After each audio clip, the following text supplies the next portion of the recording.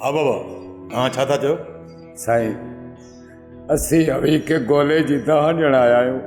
बोले अवां खे पूॼा कयो आहे? साईं गोलो ॿियो दफ़ो मुंहिंजे छोकिरे सां मिलियो आहे। साईं पहिरियों दफ़ो त सिर्फ़ु छोकिरे जा कपिड़ा फाड़िया, ॿियो दफ़ो त हणी लठियुनि सां फाह करे तड़ ते उछले हलिया विया। साईं इहो त रब जो शुक्र आहे जो असांखे जल्दी ख़बर पइजी वई, जो खणी वञी डॉक्टर वटि पहुचायोसीं। डॉक्टर चयो त अधु कलाकु लेट अचो आहे न त मतिलबु सफ़ा पूरो। खैरू गोलो बि छितो की न थियो आहे।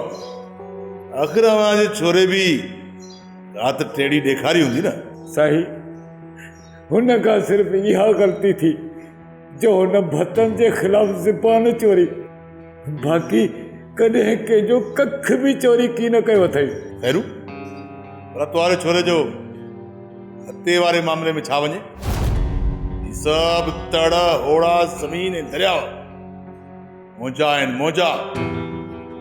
ऐं गोलो बि मोजो माण्हू आहे जेको गोले सां फिटाईंदो न हुन सां अहिड़ो ई चर थींदो।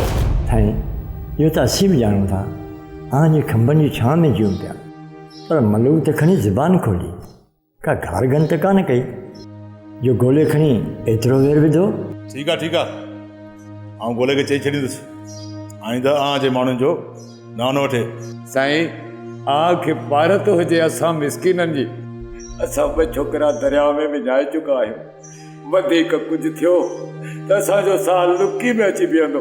ठीकु आहे हाणे ई वञो, पर पंहिंजे छोरनि खे सम्झाए छॾियो जेको ॾिसनि जेको ॿुधनि अंधा ऐं गूंगा थी रहनि। हिते सिर्फ़ु असांजो हुकुम हलंदो। जंहिं बि हेॾा होॾा कई न मुंहिंजो हशर ॾाढो ख़राबु थींदो। बसि साईं असां सम्झी वियासीं। अरे उथो उथो बाबा, हाणे उथो।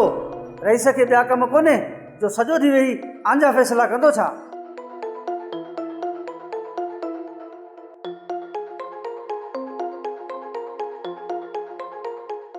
सब्सक्राइब कयो असांजो official YouTube channel Singh TV HD drama ऐं वधीक अपडेट लाइ बेल आइकन खे क्लिक करियो।